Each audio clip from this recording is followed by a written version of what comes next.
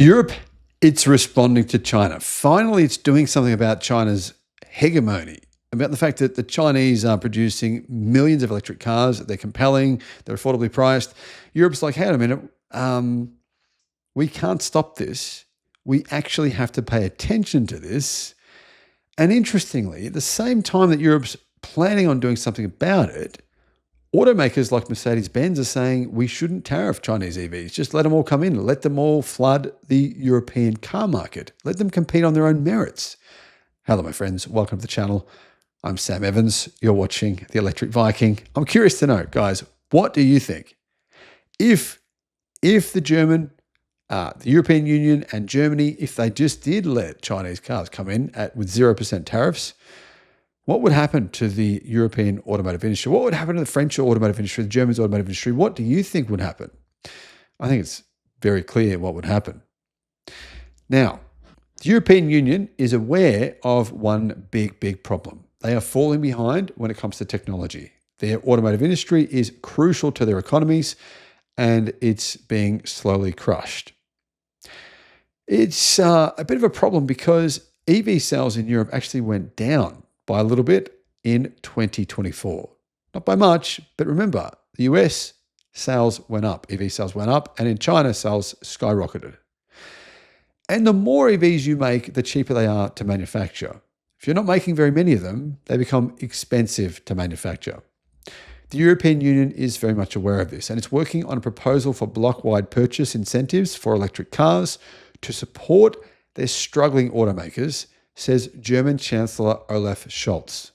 Speaking at the World Economic Forum in Davos one day after US President Donald Trump took office, Scholz said Europe's response to a growing number of global challenges must be an economically stronger Europe with more competitive industry and less bureaucracy. Well, good luck changing that. Bureaucracy it's like a disease in Europe. What we need are pragmatic solutions, not ideological ones, he said.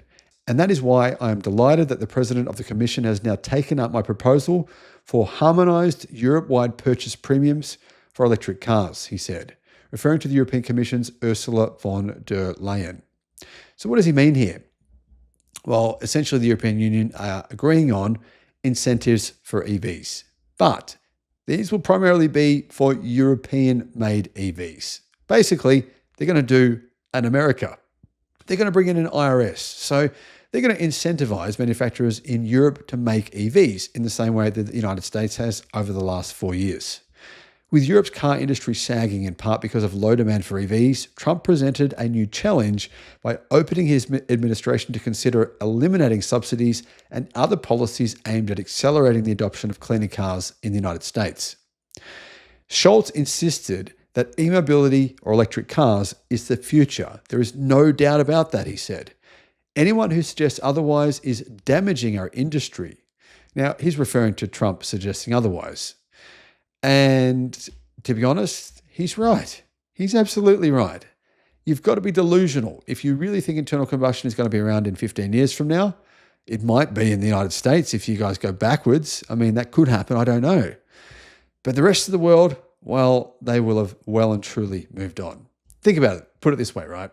We know that there are numerous batteries hitting the market over the next few years or have already hit the market with an energy density of 400 to 500 watt hours per kilogram, right? And they're going to be affordable.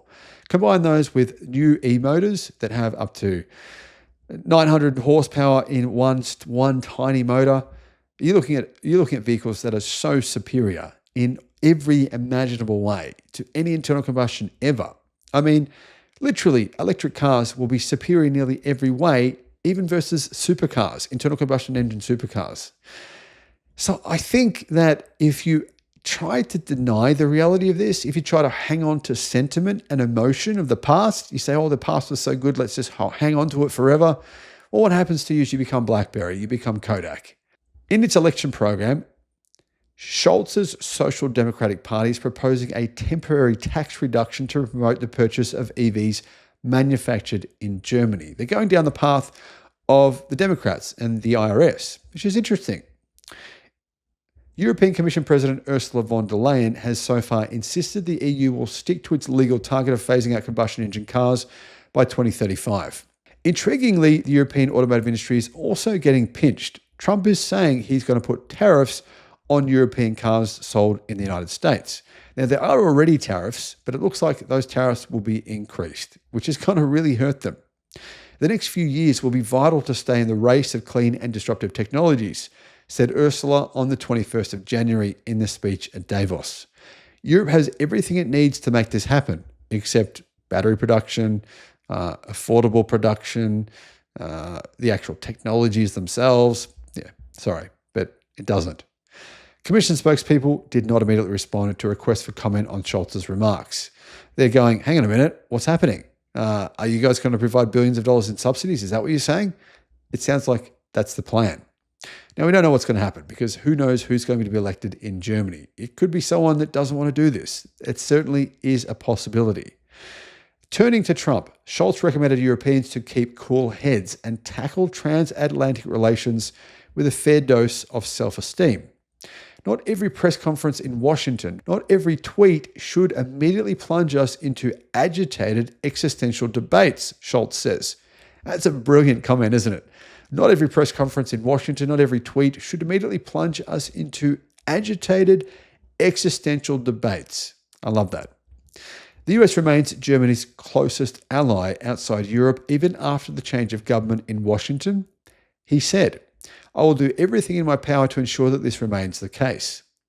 Scholz spoke out against protectionism, though, and made the case for keeping free trade as a foundation of future growth, which appears to be in direct contrast to what Donald Trump has been saying recently. Isolation costs prosperity. We will defend free trade as the basis of our prosperity together with other partners, Scholz said. Now, of course, he wasn't referencing to free trade as far as extending it to China, because that would be too much. He plans to discuss a joint approach with European allies, including French President Emmanuel Macron, who Scholz is meeting for talks in Paris on January 22. All of this is unfolding, and geopolitics all across the planet are rapidly changing. New governments are coming up. The rise of China is kind of putting the fear into everyone, especially when it comes to manufacturing, the automotive industry, batteries, renewable energy, and the future of the planet. I'm intrigued. How do you guys see this playing out? Do you believe, like I do, that most of the European automotive industry is doomed? Or do you disagree? Do you see that, it's all going to be fine? Everything's going to be okay. Let me know what you think in the comments.